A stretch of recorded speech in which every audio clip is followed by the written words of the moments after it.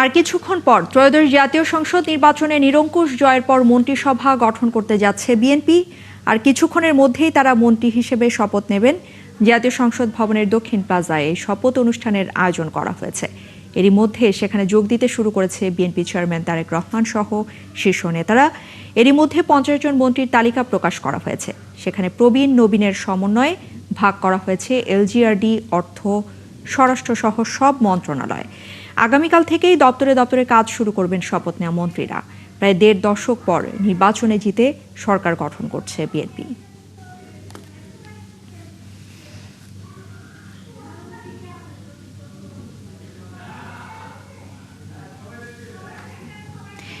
দর্শক, আমরা কিন্তু দেখছি এরই মধ্যে সেখানে অন্তর্বর্তীকালীন সরকারের প্রধান উপদেষ্টা ডক্টর মোহাম্মদ ইউনূস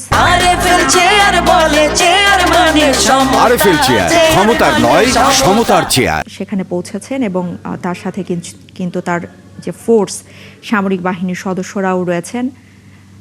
আমরা দেখছি 3 বাহিনীর প্রধান সহ একটি দল সহ ডক্টর মোহাম্মদ ইউনূস সেখানে প্রবেশ করেছেন, সেখানে পৌঁছেছেন। আর কিছুক্ষণের পরই হয়তোবা শপথ গ্রহণ অনুষ্ঠান শুরু হবে। আমরা যেটা সকাল থেকেই জানাচ্ছিলাম দর্শকদেরকে যে বিভিন্ন ধরনের চমক কিন্তু রেখেছে বিএনপি তাদের পুরো মন্ত্রিসভা ঘিরে।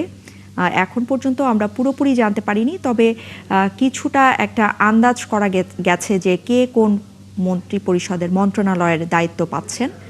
এবং সেই সাথে কিন্তু আমরা দেখেছি বিভিন্ন সময় আমাদের সহকর্মীরা আমাদের সাথে যুক্ত হয়েছেন এবং তারা নবনির্বাচিত সংসদ সদস্যদের সাথে কথা বলছেন এবং মন্ত্রী হিসেবে যারা ডাক পেয়েছেন, মন্ত্রী প্রতিমন্ত্রী হিসেবে, তারাও কিন্তু সেখানে সংসদ প্রাঙ্গণে জমা হয়েছেন এবং তারা আমাদের সহকর্মীদের সাথে কথা বলছিলেন।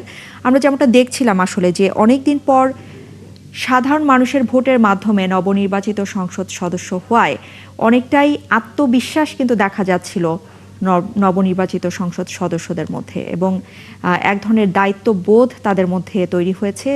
কারণ এবার আসলে পুরোপুরি ভোটের মাধ্যমেই তারা এত দূর এসেছেন এবং একটু আগেও যেটা জানাচ্ছিলাম যে প্রায় 15 বছর পর নতুনভাবে সরকার গঠন করতে যাচ্ছে বিএনপি। সেই সাথে আমরা দেখেছি সকালবেলা 11 দলীয় জোট তাদের যে নবনির্বাচিত সংসদ সদস্য তারাও শপথ নিয়েছেন।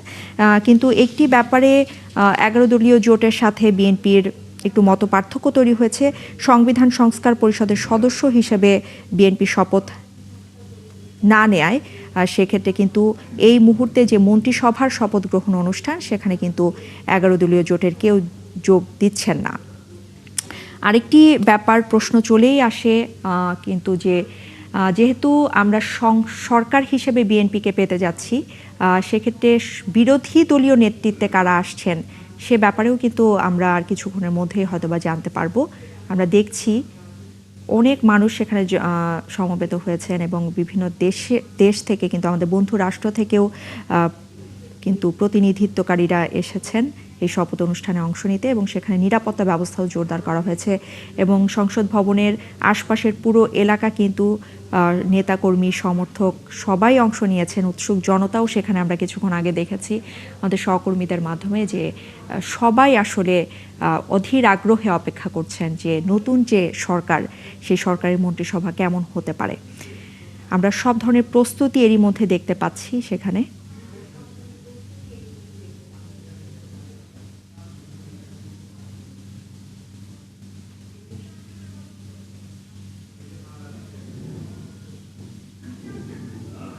রাষ্ট্রপতি এরই মধ্যে পৌঁছেছেন, আমরা দেখতে পাচ্ছি রাষ্ট্রপতি শাহাবুদ্দিন সেখানে উপস্থিত হয়েছেন।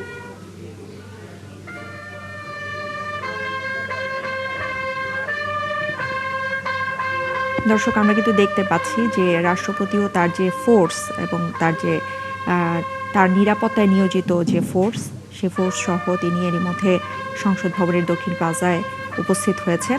তিনি প্রবেশ করছেন। আর কিছুক্ষণ পরে হয়তোবা মন্ত্রিসভার শপথ গ্রহণ অনুষ্ঠান শুরু হতে পারে।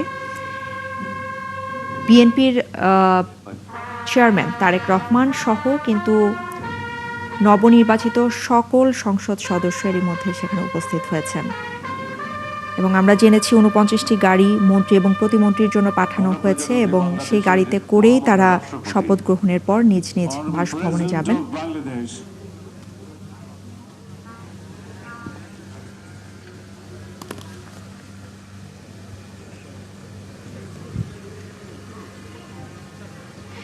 এবং আমরা দেখেছি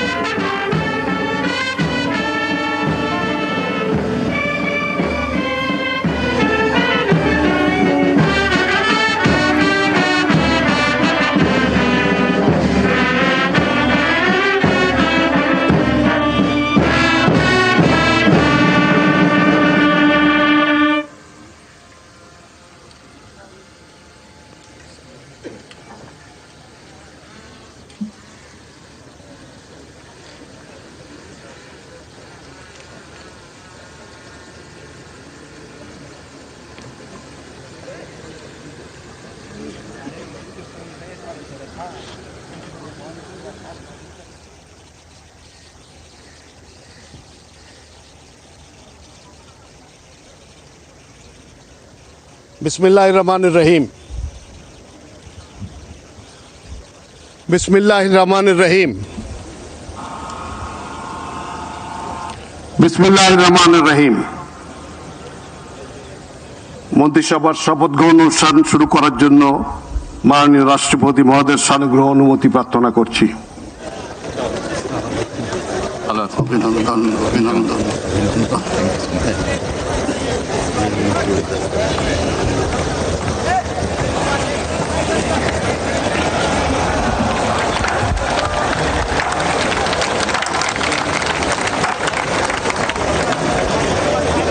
মাননীয় রাষ্ট্রপতি মহোদয়, মাননীয় প্রধান উপদেষ্টা, মাননীয় নবনিযুক্ত প্রধানমন্ত্রী, মাননীয় প্রধান বিচারপতি, মাননীয় উপদেষ্টাবৃন্দ, জাতীয় সংসদের মাননীয় সদস্যবৃন্দ, এক্সেলেন্সিজ, ঊর্ধ্বতন সামরিক ও বেসামরিক কর্মকর্তাবৃন্দ, অভ্যাগত অতিথিবৃন্দ, মিডিয়ার সদস্যবৃন্দ, সম্মানিত সুধীমণ্ডলী, 4 ফাগুন 17 ফেব্রুয়ারি তারিখের এই অপরাহ্নে এক শুভ অবসরে আমরা সমবেত হয়েছি একটি ব্যতিক্রমী পরিবেশে বাংলাদেশের নতুন সরকার গঠনের লগ্নে। আসসালামু আলাইকুম, শুভ অপরাহ্ন এন্ড গুড আফটারনুন। আপনাদের সকলকে গণপ্রজাতন্ত্রী বাংলাদেশ সরকারের নবনিযুক্ত প্রধানমন্ত্রী ও মন্ত্রিসভার সদস্যগণের শপথ গ্রহণ অনুষ্ঠানে স্বাগত জানাচ্ছি।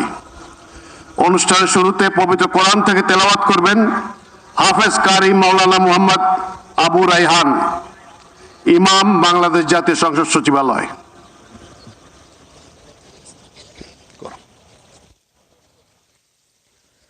أعوذ بالله من الشيطان الرجيم.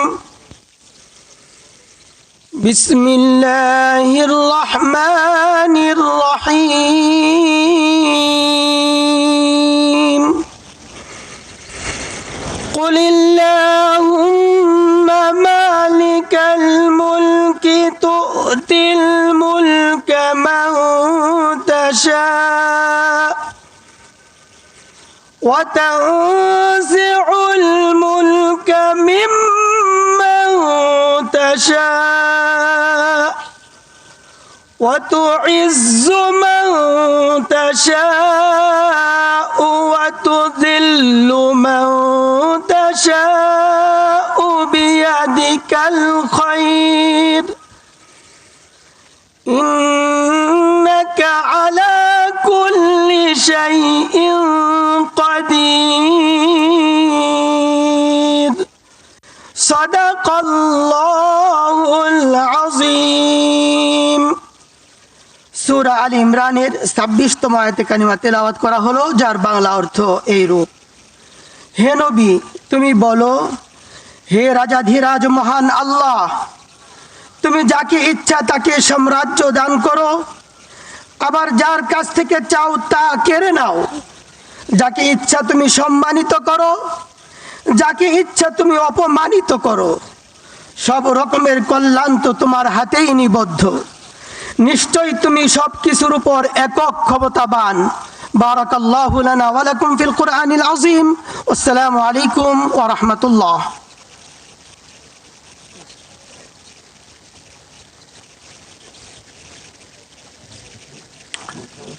সম্মানিত সুধীবৃন্দ, অনুষ্ঠানের শুরুতে গভীর শ্রদ্ধায় স্মরণ করছি স্বাধীনতা যুদ্ধের নিগৃহীতা মা বোনদের, একই সাথে ছাত্র জনতার গণ অভ্যুত্থানের সকল শহীদদের প্রতিও গভীর শ্রদ্ধা জ্ঞাপন করছি এবং তাদের বিদেহী আত্মার মাগফিরাত কামনা করছি। এর শুভ অনুষ্ঠানে 3 পর্বে যথাক্রমে মাননীয় প্রধানমন্ত্রী, মন্ত্রীবর্গ ও প্রতিমন্ত্রীবৃন্দ শপথ গ্রহণ করবেন। সম্মানিত সুধীবৃন্দ, গত 12ই ফেব্রুয়ারি 2026 তারিখে অনুষ্ঠিত ত্রয়োদশ জাতীয় সংসদ নির্বাচনের ফলাফলের ভিত্তিতে গণপ্রজাতন্ত্রী বাংলাদেশের সংবিধানের 56 অনুচ্ছেদের 3 দফা অনুযায়ী রাষ্ট্রপতি ত্রয়োদশ জাতীয় সংসদের সংখ্যাগরিষ্ঠ সদস্যের আস্থাভাজন সংসদ সদস্য জনাব তারেক রহমানকে গণপ্রজাতন্ত্রী বাংলাদেশ সরকারের প্রধানমন্ত্রী পদে নিয়োগ দান করেছেন। আমি এখন নবনিযুক্ত মাননীয় প্রধানমন্ত্রী জনাব তারেক রহমানকে অনুগ্রহপূর্বক রাষ্ট্রপতি মহোদয়ের নিকট প্রধানমন্ত্রী পদের শপথ ও গোপনীয়তার শপথ গ্রহণ করার জন্য সবিনয় অনুরোধ জানাচ্ছি।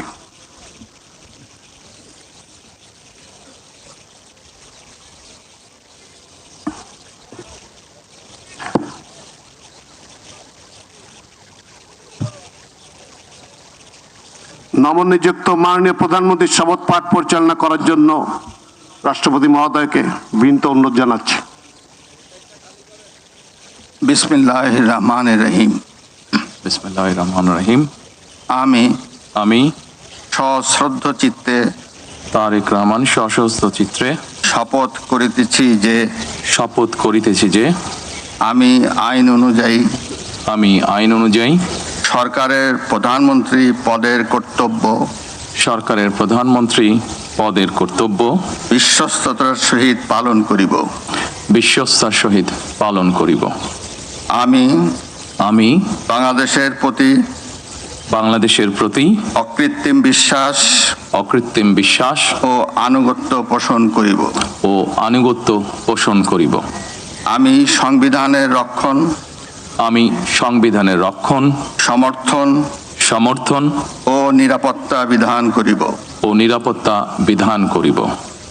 আমি ভীতি বা অনুগ্রহ অনুরাগ বা বিরাগের বশবর্তী না হইয়া সকলের প্রতি আইন অনুযায়ী যথাবিহিত আচরণ করিব। এবার মাননীয় প্রধানমন্ত্রীর গোপনীয়তার শপথ পাঠ পরিচালনা করার জন্য রাষ্ট্রপতি মহোদয়কে বিনীত অনুরোধ জানাচ্ছি। আমি তারেক রহমান সশস্ত্র চিত্রে শপথ করিতেছি যে সরকারের প্রধানমন্ত্রী রূপে যে সকল বিষয় আমার বিবেচনার জন্য আনিত হইবে বা যে সকল বিষয় আমি অবগত হইব তাহা প্রধানমন্ত্রী রূপে যথাযথভাবে আমার কর্তব্য পালনের প্রয়োজন ব্যতীত প্রত্যক্ষ বা পরোক্ষভাবে কোনো ব্যক্তিকে জ্ঞাপন করিব না বা কোনো ব্যক্তির নিকট প্রকাশ করিব না। ধন্যবাদ। মাননীয় প্রধানমন্ত্রীকে পদের শপথ ও গোপনীয়তার শপথ স্বাক্ষর করার জন্য এবং স্বাক্ষর শেষে নির্ধারিত আসন গ্রহণ করার জন্য বিনীত অনুরোধ জানাচ্ছি। জি।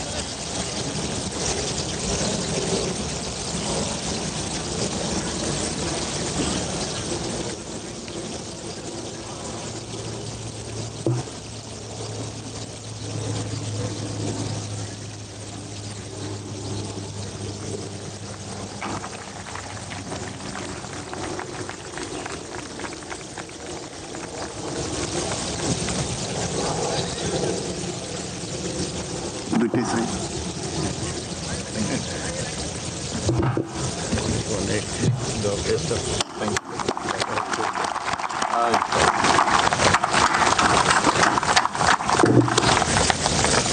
গনি সাহেব আমি কি নিচে চলে যাবো? না স্যার, আপনি বসেন।